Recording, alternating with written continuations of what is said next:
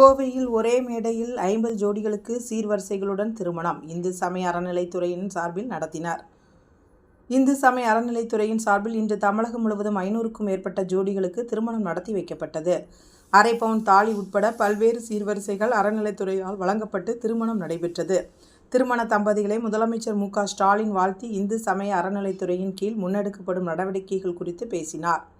அதன்படி கோவையில் உக்கடம் பகுதியில் உள்ள லட்சுமி நரசிம்மர் கோவில் சுவாமி கோவிலில் 50 ஜோடிகளுக்கு திருமணம் நடத்தி வைக்கப்பட்டது.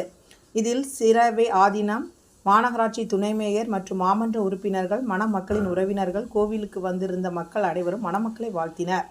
அதனைத் தொடர்ந்து புதுமண தம்பதிகளுக்கு கட்டில், பீரோ, மெத்தை உட்பட பல்வேறு சீர்வரிசைகள் வழங்கப்பட்டது.